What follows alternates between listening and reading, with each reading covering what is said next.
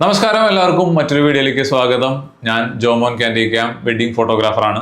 നമ്മളിന്ന് സംസാരിക്കാൻ പോകുന്നത് വെഡ്ഡിംഗ് ഈവെന്റിൽ ഒരു ഫോട്ടോഗ്രാഫർക്ക് രണ്ട് തരത്തിൽ ഈ ഈവെന്റിനെ അപ്രോച്ച് ചെയ്യാൻ പറ്റും. ഒന്നാമത്തെ അപ്രോച്ച് എന്ന് പറയുന്നത് എങ്ങനെയാണെന്ന് വെച്ചാൽ ഡോക്യുമെന്ററി ലെവലിലുള്ള അപ്രോച്ചാണ്. അതായത് നമ്മളൊരു വെഡ്ഡിംഗ് ഈവെന്റിൽ ചെന്ന് കഴിഞ്ഞാൽ നമ്മൾ ആ ഈവെന്റ് എങ്ങനെയാണോ നടക്കുന്നത് അതേപോലെ ഡോക്യുമെന്റ് ചെയ്യുക എന്ന് മാത്രമേ ഉത്തരവാദിത്തമുള്ളൂ.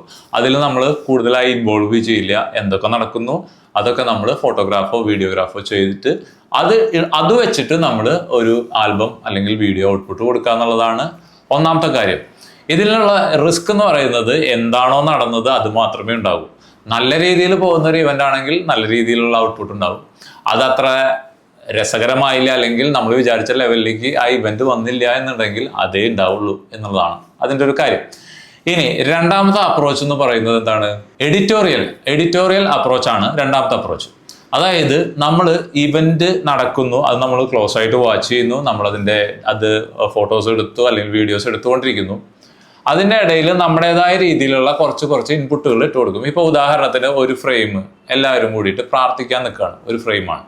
ആ ഫ്രെയിമിൽ പലരും മിസ്സിങ് ആയിരിക്കും. ചിലർ പാരൻസ് ഉണ്ടാവില്ല, ചിലത് സിബ്ലിങ്സ് ഉണ്ടാവില്ല. അങ്ങനെയുള്ള മിസ്സിങ്ങുകൾ നമ്മൾ നോക്കി അവരെ വിളിച്ചു നിർത്തി അങ്ങനെ ആ ഫ്രെയിം ഭംഗിയാക്കിയിട്ട് ഓൺ ദ സ്പോട്ടിൽ ഒരു എഡിറ്റർ എങ്ങനെയാണോ ചിന്തിക്കുക അതേപോലെ ചിന്തിച്ചാണ് ഈ ഒരു കാര്യം നടത്തുക. ഇപ്പം മിക്കവാറും നമ്മുടെ കേരളത്തിൽ നടക്കുന്ന വെഡ്ഡിങ്സ് ഒക്കെ ഇങ്ങനെയാണ് നടക്കുന്നത്.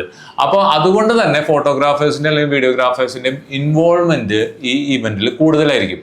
ഇനി ഇതിനൊരു പ്രശ്നമുള്ളതെന്ന് വെച്ചാൽ ഒരു പരിധി വിട്ടുള്ള ഇൻവോൾവ്മെന്റ് ഈ പരിപാടിനെ മൊത്തം റൂയിൻ ചെയ്യും. ഇപ്പോൾ കഴിഞ്ഞ ഒരു വർക്കിന് ഞാൻ ചെന്നപ്പം ആ ഫോട്ടോഗ്രാഫർ ഇപ്പം ഞാൻ ബ്രൈഡിന്റെ സൈഡായിരുന്നു, ഗ്രൂമിന്റെ സൈഡിൽ നിന്ന് വന്ന ഫോട്ടോഗ്രാഫർ ഇൻവോൾവ് ചെയ്യുന്നുണ്ട്. അപ്പോൾ ഇൻവോൾവ്മെന്റ് കൂടി വന്ന് വല്ലാണ്ടായി, ഇത് കൂടിപ്പോയി എന്ന് പറഞ്ഞാൽ പിന്നെ അത് ഭയങ്കര അരോചകമായി മാറി, ഒരു സിനിമ പിടിക്കുന്ന പോലെയാണ്. അതായത് ഇപ്പോൾ ഉദാഹരണത്തിന് സ്റ്റേജിൽ വെച്ചിട്ട് കുങ്കുമം തൊടുന്ന ഒരു പരിപാടി നിങ്ങൾ ആലോചിക്കുക. സ്റ്റേജിൽ ആങ്കർ ഉണ്ട്, ആ ലേഡി അവർ അനൗൺസ് ചെയ്യുന്നുണ്ട്. അപ്പോൾ അടുത്തതായി ബ്രൈഡിനെ കുങ്കുമം തൊടിക്കുന്ന ചടങ്ങാണ്. അനൗൺസ് ചെയ്ത് കഴിയുമ്പോൾ അപ്പം തന്നെ ഇദ്ദേഹം ഇൻവോൾവ് ചെയ്തിട്ട് തിരിച്ചു നിർത്തുന്നു, മറിച്ച് നിർത്തുന്നു. അത് കഴിഞ്ഞിട്ട് ഒരു പ്രാവശ്യം തൊടിയിക്കുന്നു.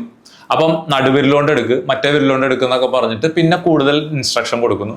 അങ്ങനെ അത് നടുവിരലോണ്ട് എടുത്തു, ഇനി ഇങ്ങനെ ചെയ്യുക, മുഖത്തേക്ക് വീഴാണ്ട് നോക്കിയോളോ, മുഖത്ത് വീണ് കഴിഞ്ഞാൽ ആകെ മേക്കപ്പ് ഒക്കെ അലമ്പാവും. ഇങ്ങനെ കൂടുതൽ അതായത് ആ ഒരു പ്രോസസ്സിനെ മൊത്തത്തിൽ ഡിസ്ട്രോയ് ചെയ്ത് അതൊരു ഫോട്ടോഷൂട്ട് മൂഡിലേക്ക് ഇത് മാറിപ്പോയി.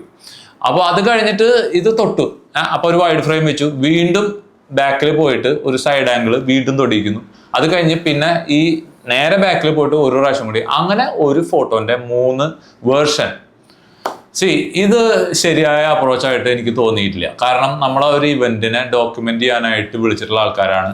നമ്മുടെ ഉത്തരവാദിത്തം അത് എങ്ങനെയാണോ അത് ഒന്നും കൂടി റിഫൈൻ ചെയ്തിട്ട് വൃത്തിയാക്കി ഡോക്യുമെന്റ് ചെയ്യുക എന്നുള്ളത് മാത്രമാണ്.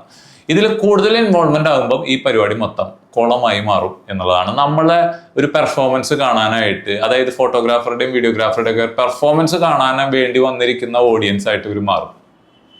സോ ഇതല്ല ഞാൻ ഉദ്ദേശിക്കുന്നത്.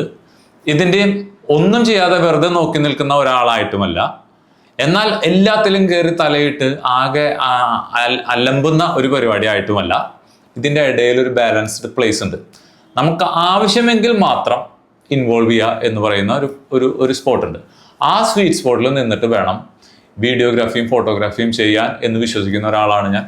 അപ്പം നിങ്ങളുടെ വെഡ്ഡിംഗ് ഡേക്ക് പ്രിപ്പയർ ചെയ്യുന്ന നിങ്ങളുടെ ഫ്രണ്ട്സ് ആരെങ്കിലും ഉണ്ടെങ്കിൽ അവർക്ക് ഈ വീഡിയോ ഒന്ന് ഷെയർ ചെയ്ത് കൊടുക്കുക. അടുത്ത വീഡിയോയിൽ കാണാം. അതുവരെ ടേക്ക് കെയർ, ബൈ.